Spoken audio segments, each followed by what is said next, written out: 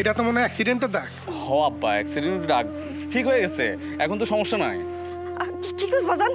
কি কি করলি তুই? কাছে যেতে কি এটা তোর লাগছে? কতক্ষণ জায়গায় ছিল লাগছে? ও বাজান, আর কোনো জায়গায় লাগে নাই তো? আম্মা, এত অস্থির হওয়ার কিছু নাই, আর কোথাও লাগে নাই তো।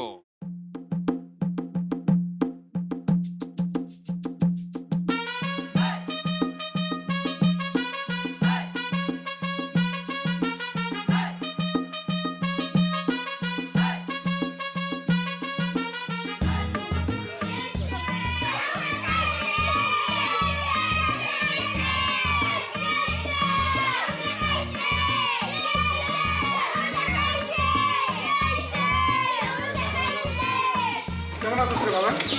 আসসালামু আলাইকুম আব্বা। কতদিন পরে তোকে দেখলাম না। কেমন আম্মা? বাঁচে থাকো বাজান, সালাম লাগবে না, সালাম লাগবে না। ইস রে, আমার বাবার মুখটা একেবারে কালো হয়ে গেছে গা। আরে কালা হইব না আবার, ও তো কত বড় জার্নি করে আসছে। কি রে বাজান, তোর না সকাল সকাল আসার কথা ছিল, তাহলে তো দেরি করলি কেন? আম্মা, এয়ারপোর্টে লেট হয়ে গেছে, মাল খুঁজে দিতে লেট হয়ে গেছে। ও আচ্ছা।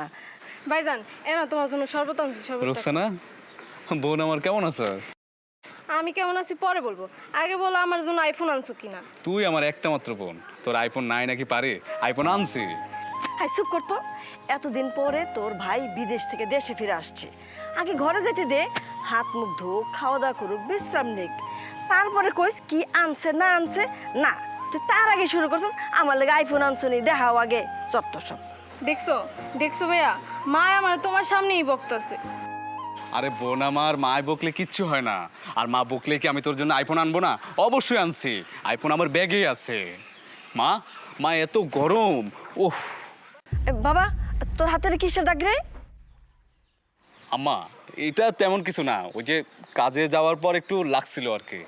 এটা তো মনে হয় অ্যাক্সিডেন্টের দাগ। হ আব্বা, অ্যাক্সিডেন্ট ডাক ঠিক হয়ে গেছে, এখন তো সমস্যা নাই। কি করছ বাজান? কি কি করলি তুই? কাছে যেতে কি এটা তোর লাগছে? কতক্ষণ জায়গায় ছিল লাগছে? ও বাজান, আর কোনো জায়গায় লাগে নাই তো? আম্মা, এত অস্থির হওয়ার কিছু নাই, আর কোথাও লাগে নাই তো। তোমাদের জানাইলে তো তোমরা টেনশন করতা, সে কারণে জানাই নেই। আর এটা যেটা হয়েছে, এটা ঘাস শুকায় ভালো হয়ে গেছে, এখন আর কোনো সমস্যা নেই। আব্বা, এবার কিন্তু বাপ পোলাই মিলা নদীতে মাছ ধরুম, কোনোভাবেই মিস করা যাবে না। হয়েছে, বাপ বেটা মিলা মাছ ধরো আর কুমির ধরো, যাই করো। এখন ঘরে চলো তো বাবা, ঘরে চলো। আচ্ছা যা, ভিতরে যা তোরা। আম্মা, হ্যাঁ রোকসানারে কিন্তু এবার বিয়া দিয়ে দিতাম। আচ্ছা ঠিক ওর আছে, পক্ষে আসবে বলছিল, হ্যাঁ। তুমি তাদেরকে কালকে আসতে বলো। ঠিক আছে, কালকে কমনে।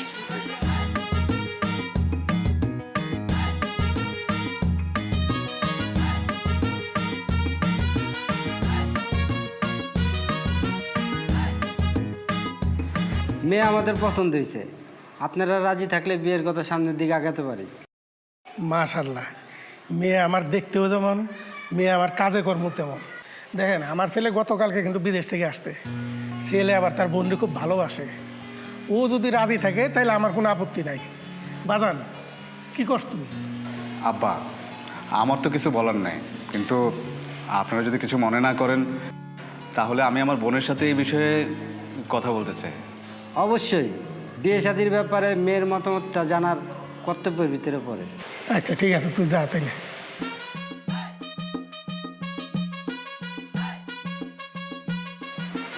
আপনারা নাস্তা করেন।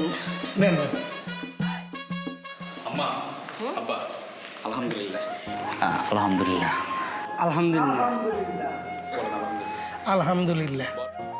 আমি একটা কথা বলতে চাই, আমরা যৌতুক টৌতুক পছন্দ করি না, আমাদের সাধ্য মতো যা পারি দিব, এটা আমার প্রস্তাব। আপনারা কি বলেন? দেখেন, আপনারা কি দিবেন না দিবেন সেটা আমি জানি না, তাই আমি আমার বোনরে আমার সাধ্য মতো সাজিয়ে দেব, এবং সেই ব্যবস্থা আমি বিদেশ থেকে করে আসছি। এইটা ইসলামী শরিয়া মোতাবেক আপনারা যেটা ভালো মনে করবেন সেটাই করবেন। আমি আবার জোর জবরদস্তি একদম পছন্দ করি না। ছেলে তার সামর্থ্য অনুযায়ী যতটুকু পারে দিবে, আমার এই বিষয়ে বিশেষ কিছু বলার নাই। শুধু ছেলের সামর্থ্য দেখলে তো আর হবে না, মেয়ে এতে রাজি আছে কিনা বা তার কোনো চাওয়া পাওয়া আছে কিনা এটাও তো জানা দরকার। এটা মনে করেন আমার ছেলে যেটা বলবে ওইটাই হবে। মেয়ে তার ভাইকে অনেক মান্য করে, তো ও যেটা বলবে ওইটাই হবে। মাশাল্লাহ, তাহলে তার কোনো কথাই নেই। এখন তাহলে কাবিনের বিষয়টা নিয়ে একটু কথা বলি।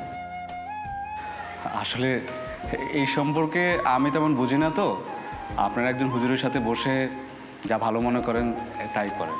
মাশাল্লাহ, তাহলে আজকে কি আমরা বিয়ে করতে পারি? কথাবার্তা যেহেতু সব ঠিক, তাইলে মনে হয় এই বিষয়ে দেরি করার আর কোনো প্রয়োজন নাই। সুমন, তুই কি বলিস বাবা? আব্বা, আপনারা মুরিদ মানুষ, যা ভালো মনে করেন তাই করেন। আলহামদুলিল্লাহ। ভাই সাহেব, তাহলে কাজী ডাকেন। সুমন, যত বাদন কাদিরে ডাক দিয়ে নিয়ে আয়।